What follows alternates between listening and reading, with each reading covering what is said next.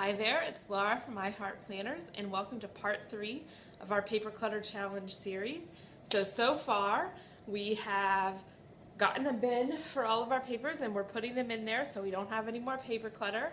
And then last week we started setting up a place and a habit of going through those papers every week. And taking action on whatever needs action, like paying bills or signing permission slips or whatever. So already you've accomplished a lot. You don't have any more paper clutter all over your house, and you know nothing's late because you're taking care of it every week. So that is already a great step in the right direction. Now we want to talk about what we do with the papers that we need to save and how we organize those. And we're just going to go through each week. We're going to pick a different area of papers that you might have and that you need to set up a system for. So the first area that we're going to talk about is finances and bills. What should you do with those? How do you save those? I did a really detailed blog post on this. I'll link to it, and I'm also going to show you, I'm just showing you my system. This isn't the only way to do it, so feel free to use another system, but the point is to get a really clear system set up, know what you want to save, know where you want to put it. That way you're not stressing about, do I save this bill? Do I not save this bill? Where do I file it? And if this task does take you longer than a week, that's okay. Just however long it takes you, go ahead and do it and then pick up the next part from there. So now I'm going to show you, give you an inside look at how I set up my finance mind. Alright, so here's a little tour of how I organize my bill paying.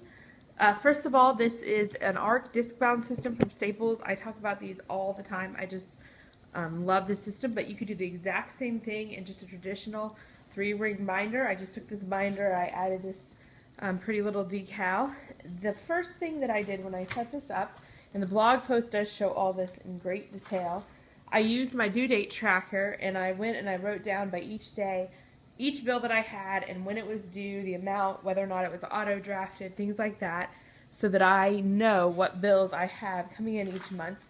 And then I took this yearly bill tracker and I wrote down in order of when each bill is due, put the due date right there, and then there's little check boxes for every month so I can check off the bill when it's paid. That way I know that I'm not missing a bill if it got lost in the mail or something like that. Then I made these pretty dividers for each section, and each section houses a different bill. So like the first one is my mortgage bill, which I won't show you.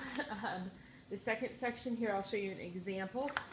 This is our water and trash bill. I don't usually have orange post-it notes. I just covered up the sensitive information. But when I pay a bill, all I do, I always write the date that I paid it in case there's any question. Sometimes I even write like whether I paid it online or mailed in the check.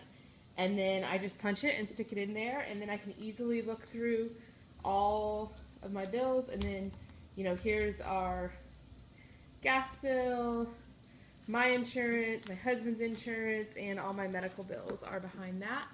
So that's really my whole system. I'll also add that there's only 6 sections here because that's the only paper bills that I receive. Everything that I can auto draft, get online, I do. It saves me that much more trouble in paper, but these are some of the bills that we still receive in paper. So I hope that idea helps you.